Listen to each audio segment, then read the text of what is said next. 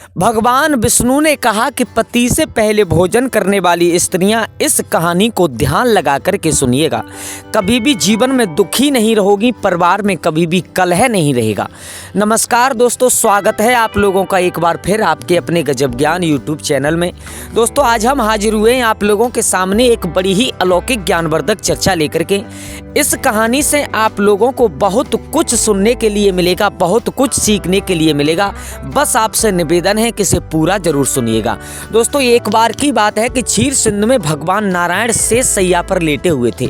माँ लक्ष्मी उनके पैर दबा रही थी। तो पैर दबाते दबाते माँ लक्ष्मी ने एक बात कही, प्रभु मेरे दिमाग में एक शंका काफी दिनों से चल रही है, क्या आप उस शंका का समाधान कर सकते हैं? नारायण भगवान कहते हैं, लक्ष्मी तुम्हारे दिमाग में कौन सी शंका चल रही है?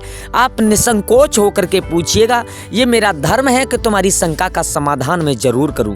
तो दोनों हाथ जोड़ करके मैया लक्ष्मी कहती हैं, प्रभु मेरे दिमाग में केवल एक शंका चल रही है। मेरा एक छोटा सा प्रश्न है कि क्या पत्नी पति से पहले भोजन कर लेती है तो ये कितना गलत है, कितना सही है?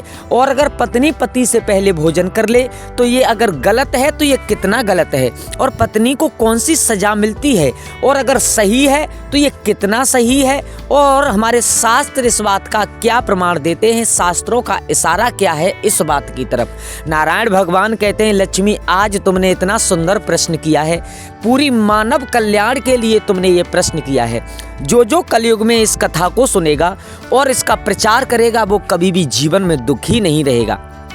बस लक्ष्मी आपसे निवेदन ये है कि मैं एक रानी सुदेवा की कहानी में आपको सुनाने के लिए जा रहा हूँ और उस कहानी में आपको सब कुछ सुनने के लिए मिलेगा। तुम्हारे प्रश्न का उत्तर जरूर मिल जाएगा।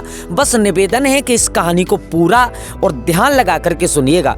मैया लक्ष्मी कहती हैं, प्रभु आप चिंता ना करें, जब तक आप कहानी कहोगे, जब तक मेरे प्रश्नों का उत्तर नहीं मिल जाएगा, तब तक मैं मन को एकाग्रचित करके आपकी वाणी की तरफ गौर करूंगी। आप जो कह रहे हैं उसे मैं सुनूंगी। बस आप कहानी सुनाना प्रारंभ करिएगा। दोस्तों, आप हमारी कहानी में खो जाएं उससे पहले आपसे एक निवेदन है कि अगर आप गजब ज्ञान यूट्यूब चैनल पर नए दर्शक मेहमान बंधु बनकर के आए हैं तो प्लीज़ चैनल को सब्सक्राइब कर लें और वीडियो को शेयर कर दें, लाइक करें और कमेंट बॉक्स में जय माँ लक्ष्मी जरूर लिखें। माँ लक्ष्मी से मैं प्रार्थना करूँगा कि जो भी भाई बंधु माता बहनाएं चैनल को सब्सक्राइब करें, उनके घर परिवार के ऊपर कभी भी कोई कलह या बेकार नहीं आए, परिवार में खुशी का माहौल बना रहे। तो दोस्तों, आइए आपका समय ज़्यादा बर्बाद न करते हुए अब गौर करते हैं। प्राचीन काल में अयोध्यापुरी में महाराज इक्ष्वाकु राज्य करते थे। वे धर्म का पालन करने वाले गुणवान, चरित्रवान और अत्यंत कुशल सम्राट थे। उनका विवाह काशी नरेश की पुत्री सुदेवा के साथ में हुआ था। सुदेवा सत्य का व्रत पालन करने में तत्पर, गुणवान, चरित्रवान तथा महान पतिव्रता स्त्री थी। महाराज इक्ष्वाकु पुण्य आत्मा थे। उन्होंने अनेक यज्ञ तथा अनेक पुण्य किए थे। उन्होंने देवालय बनवाए, पोखरे खुदवा करके अनेक वाटिका बनवाई तथा वे साधु संतों की रक्षा में सदैव ही तत्पर रहा करते थे। इतने सुंदर थे महाराज इक्ष्वाकु। महाराज इक्ष्वाकु के नगर के समीप एक घना जंगल था और उस जंगल में एक सुअर अपनी पत्नी और पुत्र पौत्रों के साथ में रहा करता था। वह सुअर बड़ा ही विशालकाय और भयंकर आकार वाला था, जिससे सभी मनुष्य भयभीत रहा करते थे। उस सुअर के भय से मनुष्य उस वन के मार्ग से जाने से डरने लगे थे। फिर जब एक बात महाराज इक्ष्वाकु को पता चली, यह बात, उन्होंने उस सुअर का शिकार करने का निश्चय कर लिया। और फिर एक दिन महाराज अपनी पत्नी सुदेवा तथा अनेक सैनिकों और कुछ शिकारी कुत्तों को साथ में लेकर उस वन में शिकार करने के लिए चले गए। भगवान विष्णु कहते हैं, लक्ष्मी महाराज बड़े पराक्रमी थे। उन्होंने अनेक विशालकाय शेरों का तथा राक्षसों का वध किया था, इसलिए वे इस भयंकर सुअर से नगर निवासियों की रक्षा करने के लिए उस वन में उस सुअर का शिकार करने के लिए आ गए। जब उस भयंकर आकार वाले सुअर ने महाराज को वन की तरफ आते हुए देखा, जब सुअर को मालूम पड़ा कि महाराज इक्ष्वाकु जंगल में आ रहे हैं, तो वह सुअर अपनी पत्नी से कहने लगा, हे प्रिय, देखो यह कौशल देश के महान सम्राट इक्ष्वाकु हैं। वे महापराक्रमी और महातेजस्वी हैं और वे इस वन में मेरा शिकार करने के लिए आ रहे हैं। उनके साथ बहुत से शिकारी कुत्ते और अस्त्र शस्त्र हैं। इसमें तनिक भी संदेह नहीं है कि वे मुझ पर ही प्रहार करेंगे। महाराज बड़े पुण्यात्मा हैं, यह राजाओं के भी राजा हैं, समस्त विश्व इनके अधीन है। हे प्रिय, मैं तुम सबकी रक्षा करने के लिए अपना पराक्रम दिखाता हुआ महाराज के साथ में युद्ध करूंगा। अगर युद्ध में मैंने इनको पराजित कर दिया तो तीनों लोकों में मेरी कीर्ति हो जाएगी, और यदि मैं इनके हाथ से मारा भी गया तो इस सुअर के जन्म से छुटकारा मिलेगा और मैं विष्णु लोक के लिए चला जाऊंगा। भगवान विष्णु कहते हैं, हे लक्ष्मी, सुअर समझाता है मेरे पिछले जन्म के कारण ही मुझे सुअर का जन्म प्राप्त हुआ है। हे प्रिय, तुम मेरा मोह छोड़ करके हमारे पुत्र और पौत्रों को लेकर के पर्वत की गुफा में चली जाओ। अब समय आ गया है कि मैं अपने पूर्व जन्मों के पापों से मुक्त हो जाऊं। अब महाराज के बाणों से मेरे शरीर को घायल कर देंगे। महाराज के बाण, एक एक बाण से मेरे पूर्व जन्म के पाप नष्ट हो जाएंगे। फिर उस सुअर की पत्नी बोलने लगी, हे नाथ, हमारे बच्चे आपके ही पराक्रम और साहस के कारण इस वन में निर्भय होकर विचरण करते हैं, कोमल कोमल फूलों का आहार ग्रहण करते हैं। आप ही के कारण इन्हें शेर, सियार आदि जंगली जानवरों का भय नहीं है, क्योंकि आप ही इनकी रक्षा करते हैं। आपके भीषण रूप को देखकर कोई भी शिकारी हमारा शिकार करने के लिए इस वन में नहीं आता है। अगर आपकी मृत्यु हो जाएगी तो फिर मेरी और हमारे पुत्रों की रक्षा कौन करेगा? आपके बिना हम असहाय हो जाएंगे। पति के बिना मेरा क्या होगा? उत्तम स्वर्ण के गहने आभूषण वस्त्र पहनकर भी कोई स्त्री पति के बिना शोभा नहीं पाती है। पति से ही स्त्री को सौंदर्य और शोभा प्राप्त होती है। आपके बिना मेरा जीवन भी नष्ट हो जाएगा। हे नाथ, हे प्राणेश्वर, आपके बगैर मैं जीवित नहीं रह सकती। हे नाथ, मैं सच सच कहती हूँ, आपके साथ यदि मुझे नरक में भी डाल दिया जाए तो भी मैं खुशी खुशी आपके साथ चली जाऊंगी। इसलिए आप महाराज के सामने मत जाइए, आप भी हमारे साथ पर्वत की कंदर यानी गुफा में चलिए। हम वहीं छुप करके बैठ जाते हैं। आप जीवन की इच्छा छोड़कर अपनी पत्नी और पुत्र को अकेला छोड़ करके जा रहे हो, इससे आपको क्या लाभ होगा? फिर वह सुअर कहता है, भगवान नारायण कहने लगे, हे लक्ष्मी, अब जरा ध्यान लगा करके सुनिएगा। वह सुअर कहता है, हे प्रिय, तुम वीरों के धर्म को नहीं जानती हो, इसलिए ऐसा कह रही हो। यदि शत्रु वीरों को ललकारता है और युद्ध के लिए निमंत्रण देता है तो वीर पुरुष को लोभ और भय से कायर की भांति ऐसे छिप करके नहीं भागना चाहिए। ऐसे पुरुष को 1000 युगों के लिए कुंभी पाक नरक में पकाया जाता है डाल करके। वीर पुरुष अगर शत्रु का सामना करता है और लड़ते हुए वीर गति को प्राप्त होता है तो उसे मृत्यु के बाद दिव्य लोकों की प्राप्ति होती है। आज महाराज इच्छाकु हमारे पास युद्ध करने के लिए आए हैं। वे हमारे अतिथि हैं और अतिथि का अनादर कभी नहीं करना चाहिए। अतिथि का अनादर साक्षात भगवान विष्णु का अपमान होता है, इसलिए उनके साथ युद्ध करना मेरा परम कर्तव्य है। फिर वह सुअर की पत्नी बोलती है, हे प्राणनाथ, ठीक है, यदि आप महाराज इच्छाकु के साथ युद्ध करना चाहते हैं तो मैं भी आपके साथ रहकर आपका पराक्रम देखूंगी। इतना कहकर के उस सुअर की पत्नी ने अपने पुत्रों को बुलाकर के कहा, हे पुत्रों, मेरी बात ध्यान से सुनिएगा। आज युद्ध भूमि में अतिथि आए हुए हैं और उनका सत्कार करने के लिए, उनसे युद्ध करने के लिए तुम्हारे पिता जा रहे हैं और उनके साथ मैं भी जा रही हूँ। इसलिए तुम सभी अपने भाइयों को लेकर पर्वत की गुफा में जाकर के छिप जाओ। महाराज इच्छाकु बड़े बलवान हैं, वे इस युद्ध में हमारा संहार कर डालेंगे, इसलिए तुम लोग यहाँ से भाग जाओ और अपने प्राण बचाओ। फिर वह सुअर के छोटे छोटे बच्चे बोलने लगे, हे माँ, जो पुत्र अपने माता पिता को संकट में छोड़ करके भाग जाते हैं वे महापापी होते हैं और उन्हें रौरव नरक की प्राप्ति होती है, उन्हें घोर नरक में डाला जाता है। जो निर्दय पुत्र अपनी माँ का दूध पी करके उसे दुख में छोड़ करके भाग जाता है, वो पुत्र अपने बाप को विपत्ति में देख करके छोड़ करके चला जाता है, वह कीड़ों से भरे हुए दुर्गंधी युक्त नरक में गिरता है। इसलिए हे माँ, हम लोग आपको छोड़ करके नहीं जाएंगे। ऐसा कदाप नहीं हो सकता। भगवान नारायण कहते हैं लक्ष्मी, फिर वह सुअर, उसकी पत्नी और उसके बच्चे सभी युद्ध करने के लिए तैयार हो जाते हैं महाराज इच्छाक से और युद्ध भूमि की ओर निकल पड़ते हैं। सभी छोटे छोटे सुअर अपने पिता और माता की चारों ओर से रक्षा करने लगते हैं। उधर महाराज इच्छाक अपनी सेना के साथ उस स्थान पर आ जाते हैं और अपने सामने खड़े सुअरों को देख करके बड़े बड़े सूरवीर योद्धाओं को सुअरों का शिकार करने के लिए आगे भेजते हैं। वे सभी बलवान सूरवीर योद्धा हाथ में तलवार और भाले लेकर सुअरों पर आक्रमण करने लगते हैं। फिर सुअरों और राजा के सैनिकों के बीच में भयानक, बहुत भयंकर युद्ध होने लगता है। सभी एक दूसरे पर भीषण प्रहार करने लगते हैं। सुअर अपने दांत से सैनिकों को मारने लगते हैं तो सैनिक अपने भालों से सुअरों को मारने लगते हैं। इस युद्ध में अनेक सुअर मर गए, कितने ही घायल हुए और कितने ही वहां से भाग गए और महाराज के अनेक सिपाही भी मारे गए और महाराज के अनेक सिपाही भी घायल हो गए।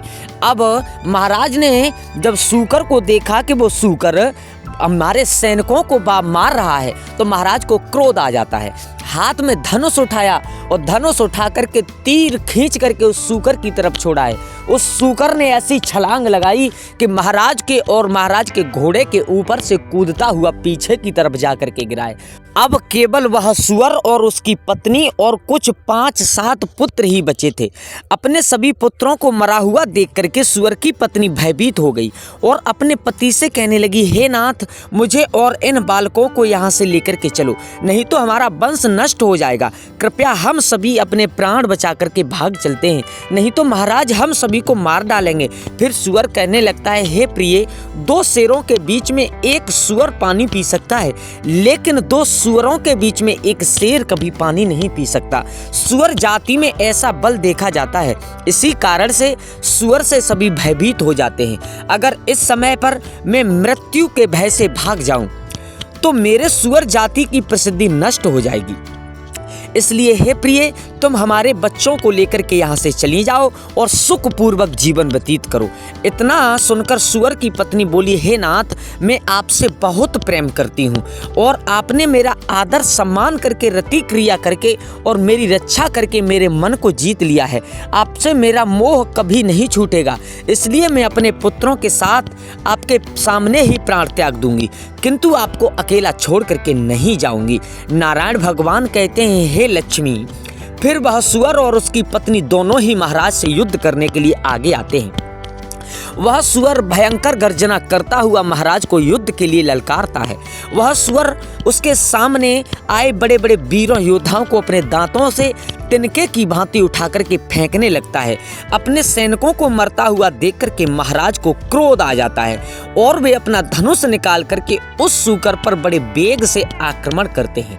महाराज का एक बाण तीव्र गति से जाकर के उस सूकर के शरीर में घुस जाता है और वह सूकर जमीन पर गिर जाता है। दोस्तों, फिर महाराज उस पर प्रहार करते हैं और सुअर को मार डालते हैं। सुअर को मरते ही उसके प्राण निकल जाते हैं जमीन पर गिरते ही और विष्णु लोक के लिए चले जाते हैं। फिर महाराज के सैनिक अपने हाथ में भाले लेकर के उस सूकर की पत्नी को मारने के लिए उसकी ओर जाने लगते हैं।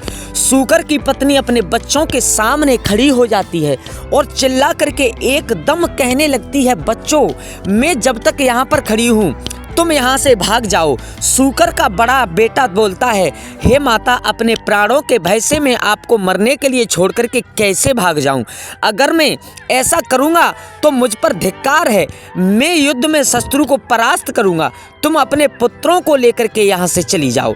फिर वह सूकर का जो बड़ा पुत्र था, वह सूकर वो कहता है, हे माँ, मैं आपकी रक्षा करूंगा। फिर वह सूकर की पत्नी बोली, हे पुत्र, मैं महापापनी तुझे अकेला छोड़ करके कैसे चली जाऊं? इतने में ही राजा के सैनिक उस सुअरों के पास आते हैं और उन पर प्रहार करने लगते हैं। सुअर का बड़ा बेटा भयंकर युद्ध करता है और अनेक सैनिकों को मार गिराता है। तब महाराज आगे आकर उस सूकर के बड़े बेटों को भी मार डालते हैं। अपने पुत्र को मरा हुआ देख करके सुअर की पत्नी बहुत क्रोधित हो जाती है और भीषण प्रहार करने लगती है। उसने भी अनेक सैनिकों को मार डाला। इस घटना को महारानी सुदेवा बैठी हुई रथ में देख रही थी। तब वह महाराज से कहती है, हे महाराज, उस सूकर की पत्नी आपके सैनिकों को मार रही है, आप आगे चलकर उसका वध क्यों नहीं कर देते, उसे मार क्यों नहीं देते।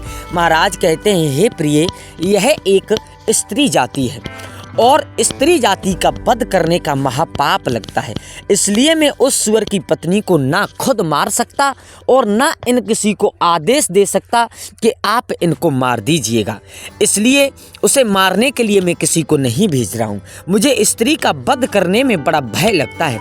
इतना कहकर के महाराज चुप हो जाते हैं। भगवान विष्णु कहते हैं, हे लक्ष्मी, फिर महाराज इच्छा की सेना में भार्गव नाम का एक बलवान सिपाही था।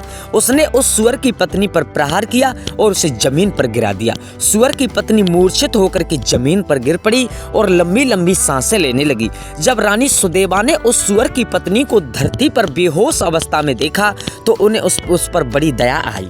उन्होंने ठंडा जल उस सुअर की पत्नी के मुख में डाला और फिर उसके सारे शरीर पर डाल दिया, जिससे उस सुअर की पत्नी को होश आया, यानी उस सुअरी को होश आया है। सुअर की पत्नी ने रानी को उस पर शीतल जल डालते हुए देखा तो वह बहुत प्रसन्न हुई और मनुष्य की आवाज में बोलने लगी है, हे देवी, तुमने मुझ पर ठंडा जल डाल करके मुझे कष्ट से मुक्ति दिलाई है, तुम्हारा कल्याण हो। सुअर की पत्नी के ऐसे वचन सुनकर रानी सुदेवा को बड़ा आश्चर्य हुआ। वह सोचने लगी, यह तो आज मैंने बड़ी विचित्र बात देखी। यह सुअर की पत्नी तो मनुष्य की वाणी में सुंदर और स्पष्ट संस्कृत में बोल रही है। ये कैसा नजारा मेरी आंखों के सामने आज आ रहा है। फिर वह रानी कहती है, तुम्हारा बर्ताव बड़ा विचित्र है, पशु होकर भी तुम मनुष्य की वाणी में बोल रही हो। तुम मुझे तुम्हारे पूर्व जन्म का वृत्तांत सुनाओ, तुम कौन हो और कैसे सूकर बन गई, किस कारण से तुम सुअर की पत्नी बनी हो। फिर वह कहने लगी, हे देवी, मेरे पति ने पिछले जन्म में गुरजनों का बड़ा अपमान किया था, इसी कारण से उन्हें सूकर का जन्म प्राप्त हुआ। अब मैं आपको मेरे पूर्व जन्म की कहानी बताती हूँ। हे देवी, कलिंग नाम के देश में श्रीपुर नाम का एक सुंदर सा नगर था, बड़ा ही प्यारा सा नगर था। वो सुअर की पत्नी महारानी को अपना पूर्व जन्म सुनाती है। उस नगर में वसुदत्त नाम के एक विद्वान रहते थे। मैं उसी वसुदत्त ब्राह्मण की पुत्री थी। उन्होंने मेरा नाम सुकन्या रखा था। उस समय उस नगर में मेरे जितनी सुंदर स्त्री और कोई नहीं थी। अपने सौंदर्य और रूप के घमंड में मैं उन्मत्त हो गई थी। मेरे मुस्कान बड़ी मनोहर थी। जब मैं जवान हुई तब तो मेरा सुंदर रूप और जवानी देख करके मेरी माता को बड़ा भय, बड़ा डर लगने लगा।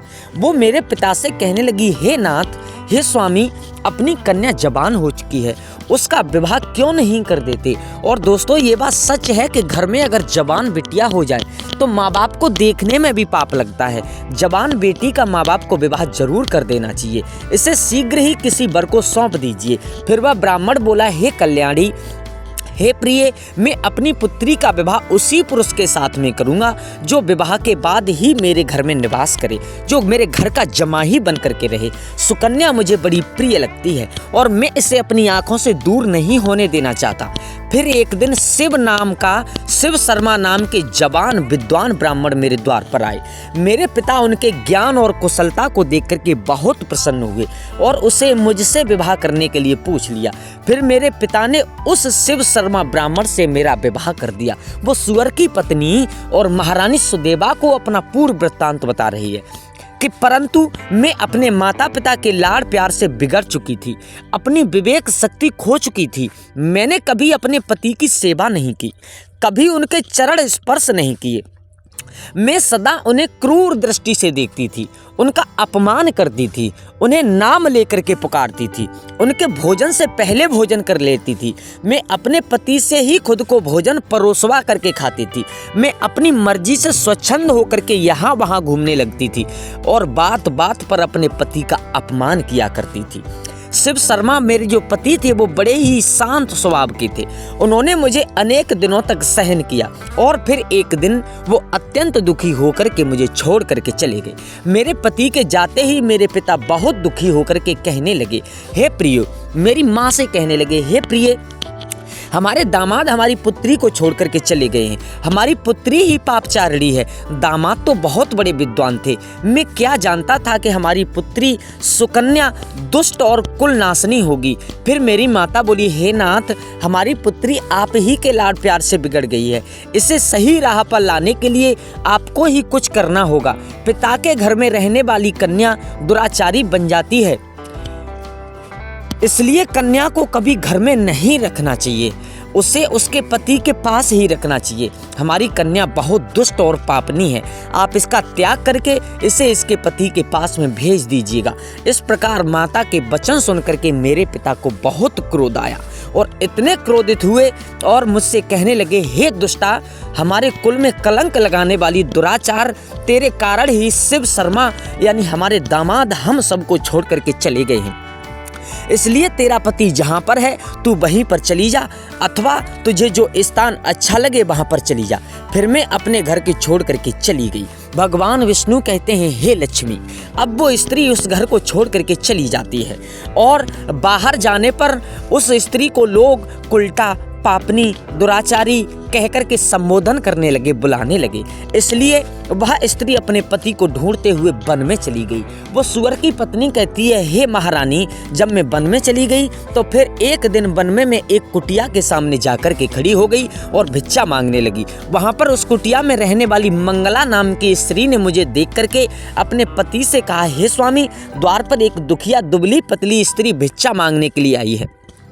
मंगला का पति कोई और नहीं बल्कि शिव शर्मा ही था, जिन्होंने मेरा त्याग किया था। मुझे देख करके उन्होंने मुझे पहचान लिया और अपनी पत्नी से कहने लगी, प्रिय, यह मेरी पहली पत्नी सुकन्या है, जो मुझे बहुत प्रिय थी, इसलिए तुम इसका आदर सत्कार करो और इसे अपने घर में स्थान दो। फिर मंगला ने अपने पति की आज्ञा पालन करते हुए मुझे घर में अंदर बुला लिया और मुझे पहनने के लिए वस्त्र दिए। फिर एक दिन में बैठ कर के मंगला के अच्छे स्वभाव का और मेरे दुष्ट स्वभाव का विचार करने लगी और मुझे बड़ा दुख होने लगा। अधिक चिंता करने के कारण मेरा हृदय फट गया और उसी क्षण मेरी मृत्यु हो गई। फिर यम के 2 दूत उस स्थान पर आए और मुझे उठा करके यमलोक ले गए।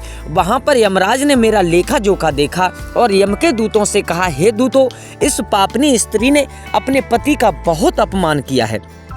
यह पति से पहले ही भोजन कर लेती थी, अपने पति को नाम लेकर के बुलाती थी, उसके घर के काम करवाती थी, इसलिए इस स्त्री को ले जाकर के नरक में डाल दो।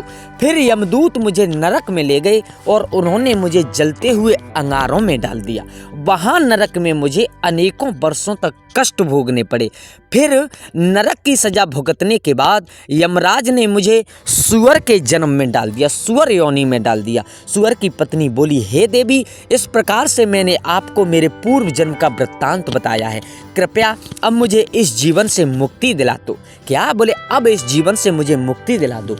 आपने अपने पति की बहुत सेवा की है, बहुत उनका सम्मान सत्कार किया है, इसलिए मुझे आपका थोड़ा सा पुण्य प्रदान करो, अपना थोड़ा सा पुण्य मुझे प्रदान कर दो। रानी सुदेवा महाराज से कहती है, हे स्वामी, अब मैं क्या करूं? आप जो आज्ञा देंगे मैं वही कहूंगी। यह महाराज इच्छाकू कहते हैं, हे प्रिय, यह बेचारी बहुत दुख उठा रही है, तुम अपने पुण्य से इसका उद्धार करो। महाराज की आज्ञा लेकर के रानी सुदेवा ने सुअर की पत्नी से कहा, हे देवी, मैं अपने 1 वर्ष पुण्य तुम्हें प्रदान करती हूँ। रानी के इतना कहते ही उस सुअर के प्राण निकल गए और उसके शरीर से एक दिव्य स्त्री प्रकट हुई और फिर वह महारानी और महाराज को नमस्कार करके विष्णु लोक को जाने लगी। भगवान विष्णु कहते हैं, हे लक्ष्मी, इस प्रकार से उस सुअर की पत्नी का उद्धार हुआ और उस सुअर की योनि को प्राप्त करने के बाद में वो स्त्री इस धाम में आ गई। तो आशा करता हूँ लक्ष्मी, तुम्हारे प्रश्नों के उत्तर मिल गए होंगे कि पत्नी अगर पति से पहले भोजन कर लेती है तो उसे कौन सी सजा मिलती है और ये कितना गलत होता है। दोस्तों, अगर आपको कहानी अच्छी लगी हो तो प्लीज़ चैनल को सब्सक्राइब करें और हो सके तो अपने परिवार और दोस्तों के साथ में शेयर जरूर कर दें। आज के लिए बस इतना ही। कल फिर मिलते हैं किसी एक नई कहानी, एक नई चर्चा के साथ। तब तक के लिए सभी लोग आनंदित रहें, खुश रहें। जय श्री राधे, जय श्री राम।